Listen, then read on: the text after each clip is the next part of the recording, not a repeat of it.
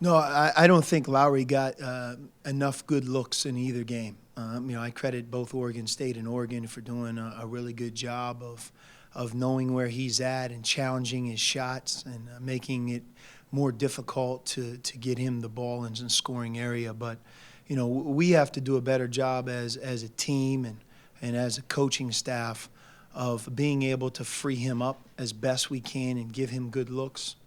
And I think the other part with Lowry is, especially against zones, being able to use his size a little bit more around the basket where he can get more second shots, more two-point shots, where he's not just reliant on a catch-and-shoot three-point shot because he's way more versatile than just that.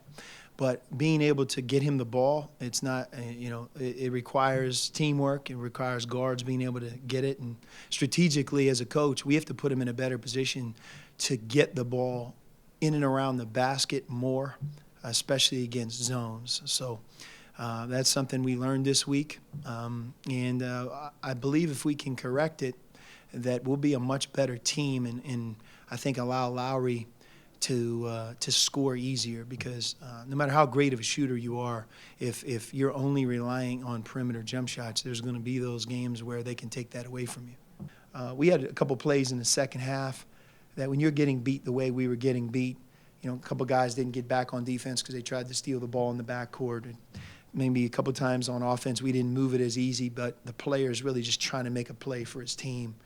But they were the far superior team. They outclassed us. They outcoached us. They outplayed us. The individuals in the game played at a very, very high level. We had a number of guys that maybe didn't, and we lost. And we lost badly. Haven't been beaten like that in some time. So we have to respond from that experience. And I give all credit to Oregon. Oregon is as good of a passing team as I have ever seen. You don't think of Stanford basketball in forcing turnovers, but they're number one in our conference right now in forcing turnovers in conference games. And in spite of our score against them the first time, we had 19 turnovers in that game. And as you know, that's something that is a part of our team's success. When we have single-digit turnovers or 10 or 11, we're a much better team than if we turn the ball over more than that. And then, on offense, they get to the foul line as well as any team in our conference. They drive the ball. Reed Travis is one of the best low-post players in our conference. Michael Humphrey is somebody who's a really good player too. So they get to the foul line, and when you get us in foul trouble or you get to the free throw line and score the ball that way, it's tough to beat you. You can stay in the game. So we have to keep them off the foul line, make sure we defend them in the post, defend their drives, try to make them score from the perimeter, not from the foul line, and take care of the ball. So those are two big challenges playing against Stanford.